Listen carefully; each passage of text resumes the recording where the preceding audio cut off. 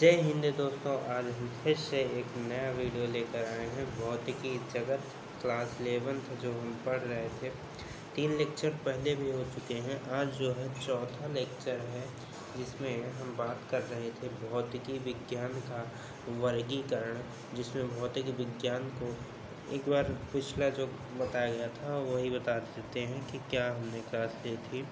तो भौतिक विज्ञान को वर्गीकरण किया गया था। भौतिक विज्ञान है ये। भौतिक विज्ञान को सर हमने भौतिक विज्ञान की फिजिक्स की तुलना की थी किससे? एक लोकतांत्रिक देश से। लोकतांत्रिक देश को चलाना होता है, फिजिक्स में विद्यार्थी को अच्छे से पढ़ाना होता है, अच्छे से सिखाना होता है। ये हमने चर्चा कर लिया था। आइए अब हम फिजिक्स में बात कर रहे थे कि फिजिक्स को 2 भागों में बांटा गया था। चिरसम्मत भौतिकी आधुनिक, और ये जो है ये किसके पार्ट है? ये है स्थूल क्षेत्र के। स्थूल क्षेत्र के मतलब कि स्थूल क्षेत्र मतलब प्रधानमंत्री जी हैं भौतिक विज्ञान के। तो उसमें से आज हम जो पार्ट लेकर आए हैं ऊष्मागतिकी। ऊष्मागतिकी मतलब ऊष्मा का ऊर्जा में रूपांतरण एवं स्थानांतरण या जो कुछ भी है, आज हम वही वीडियो लेकर आए हैं। तो आइए देखते हैं क्या पढ़ना है आज हमें। आज की क्लास में आज हम पढ़ेंगे आज हम सीखेंगे। क्या सीखेंगे? ऊष्मागतिकी क्या है, ऊष्मागतिकी की समस्याएं क्या है। जैसे होते नहीं आदमी है भाई, आदमी मंत्रिमंडल था ना, देश में मंत्रिमंडल होता है। मंत्रिमंडल था, हमने कहा कि लोग इच्छा रखते हैं मंत्रियों के नाम जानना, ठीक, उनके संबंध जानना, इन सब की इच्छाएं रखते हैं। ठीक उसी प्रकार से यहाँ पर भी है। ऊष्मागतिकी क्या है? ऊष्मागतिकी क्या है? इसके भी कुछ ना कुछ नाम है। ये क्या है ये जानेंगे। इसके भी कुछ समस्याएं हैं। यांत्रिकी, और फिर इसकी तुलना भी की गई। जैसे आदमियों की तुलना की जाती है कि ये भाई ये प्रधानमंत्री नहीं सही हैं, वो मंत्री अच्छे थे, उनके कार्यकाल में बहुत ज़्यादा विकास हुआ। वैसे यहाँ पर भी है, तुलना किया गया है प्रकाश की और ऊष्मागतिकी में तुलना किया गया है। यांत्रिकी और ऊष्मागतिकी में अंतर क्या है ये बताया जाएगा आपको। और प्रकाशिकी क्या है, लास्ट पॉइंट प्रकाशिकी क्या है ये बताया जाएगा। तो ये देखते हैं नेक्स्ट स्लाइड पे, समझते हैं ऊष्मागतिकी क्या है।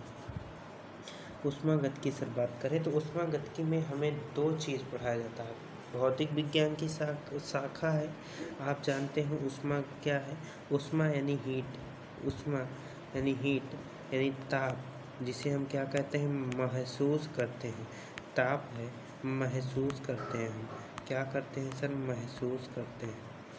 ताप को हम क्या करते हैं? महसूस करते हैं। तो वही ऊष्मा है। ऊष्मागतिकी की बात कर रहा है, यानी ऊष्मा की गति।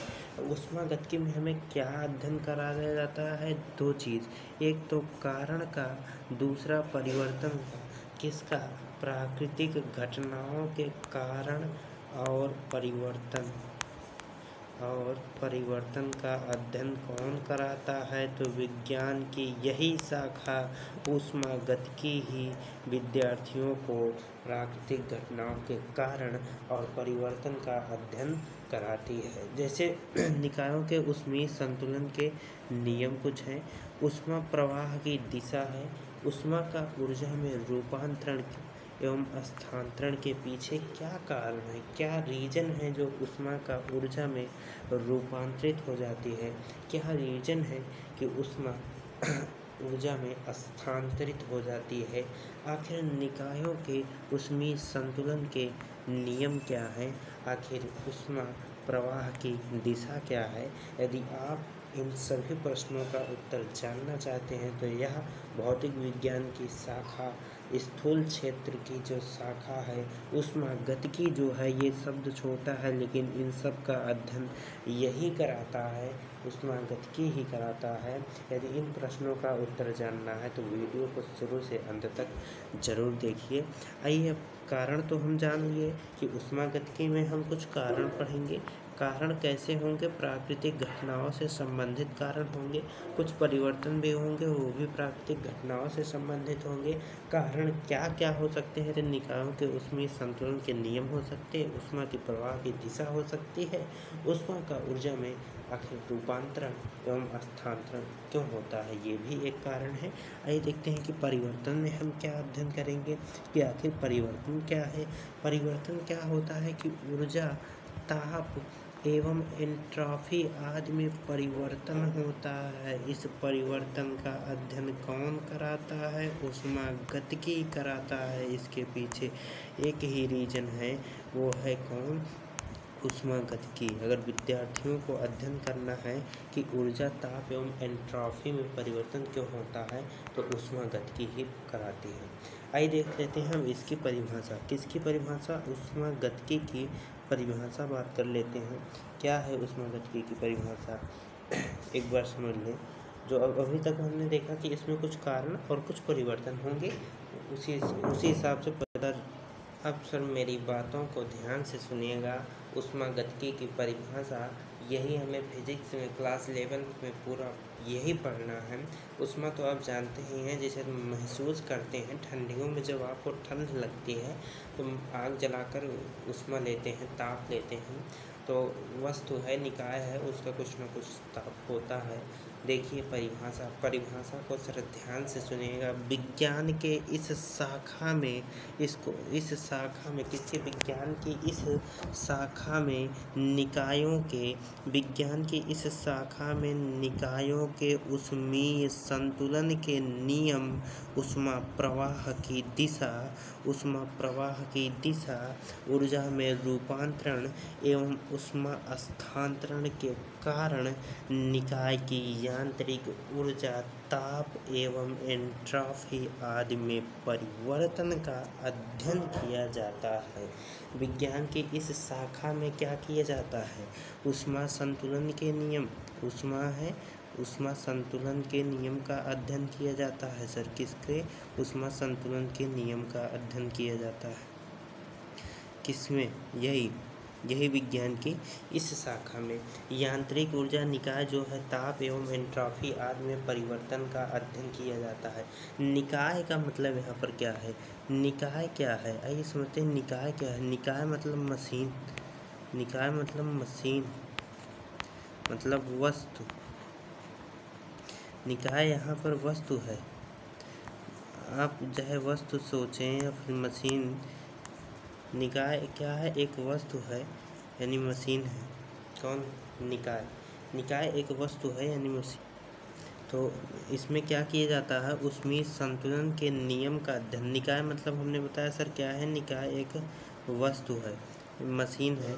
मशीन के ऊष्मीय संतुलन, आखिर ऊष्मा संतुलन के नियम क्या है और ऊष्मा प्रवाह की दिशा, ऊष्मा प्रवाहित होने की दिशा, ऊष्मा का ऊर्जा में रूपांतरण क्यों होता है? ऊष्मा का ऊर्जा में रूपांतरण, ऊष्मा है ये और ये है आपकी ऊर्जा है, ये है ऊर्जा। इसमें आखिर रूपांतरण एवं स्थानांतरण क्यों होता है? आपके इस क्यों का प्रश्न कौन देगा? तो ऊष्मागतिकी ही देगी। तथा क्या, यानी इसमें कुछ परिवर्तन और कुछ कारण का अध्ययन किया जाता है। एवं और क्या किया जाता है? जो निकाय है, निकाय की यांत्रिक ऊर्जा कौन से हैं? ताप है, एंट्रॉपी है, आदि में परिवर्तन का क्या किया जाता है? अध्ययन किया जाता है। आइए नेक्स्ट स्लाइड पे देखते हैं यांत्रिकी और ऊष्मागतिकी की तुलना। यांत्रिकी की तुलना में ऊष्मागतिकी के अंतर्गत वस्तुओं की समग्र गति पर विचार नहीं किया जाता है, अपितु यह स्थूल संतुलन के निकायों पर विचार किया जाता है। किसके आधार पर? ये है यांत्रिकी, ये है आपकी यांत्रिकी और इस साइड है ऊष्मागतिकी। मतलब समझिएगा, यहाँ जो लिखा भले गया है, आप इसको समझने में आपको थोड़ा दिक्कत होती होगी, भाई हम इसको क्लियर कर देते हैं। यांत्रिकी में क्या अध्ययन किया जाता है? ऊष्मागतिकी के अंतर्गत वस्तुओं के, यहाँ पर क्या किया जाता है? वस्तुओं के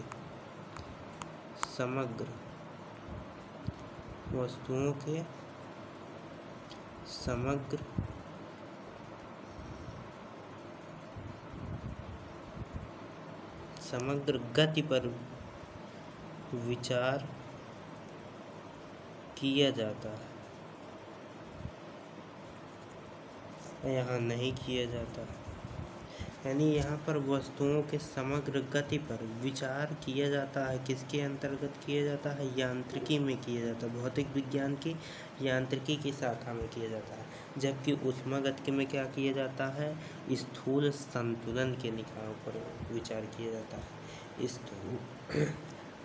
इसमें क्या किया जाता है? स्थूल संतुलन के निकाय जो हैं उन पर विचार किया जाता है। देखिए सर, दोनों में अंतर कितना अच्छा है। ये है यांत्रिकी और ये है ऊष्मागतिकी। जैसे कुछ आदमी नहीं होते, जो काम वो करते हैं वो काम वो नहीं करते। जैसे कहते नहीं हम हैं, आप हैं। तो जो काम कहते नहीं हम हैं, हम हैं, आप ना, ये कहते हैं ना। तो यांत्रिकी जो काम करती है वो काम ऊष्मागतिकी नहीं कर सकता। जो काम ऊष्मागतिकी करता है वो काम यांत्रिकी नहीं कर सकता, ये नहीं कर सकता। यानी यांत्रिकी जो करेगा काम वो ऊष्मागतिकी नहीं कर सकता, ऊष्मागतिकी जो काम करेगा वो यांत्रिकी नहीं कर सकता। तो ये है यांत्रिकी और ऊष्मागतिकी में अंतर। यांत्रिकी किस पर विचार करता है? तो यांत्रिकी समग्र, हमने बताया भाई यांत्रिकी किस पर विचार करता है। तो यांत्रिकी हमने नोट में भी बताया यांत्रिकी किस पे। तो सर हमने बताया यांत्रिकी जो है वस्तुओं की समग्र गति पर विचार करता है। यांत्रिकी वस्तुओं की समग्र गति पर विचार करता है। कौन करता है? यांत्रिकी करता है। जबकि संतुलन, स्थूल संतुलन के निकायों पर विचार कौन करता है? तो ये ऊष्मागतिकी करता है। ये है दोनों में डिफरेंस, आपको मालूम हो गया होगा। चलिए चलते हैं अगले स्लाइड पे। प्रकाशिकी क्या है? प्रकाशिकी हमने पहले भी बताया था, प्रकाशिकी बहुत छोटा है जिसके अंतर्गत प्रकाश के अपवर्तन विवर्तन का अध्ययन किया जाता है। प्रकाशिकी के अंतर्गत क्या किया जाता है? प्रकाश परावर्तन है और प्रकाश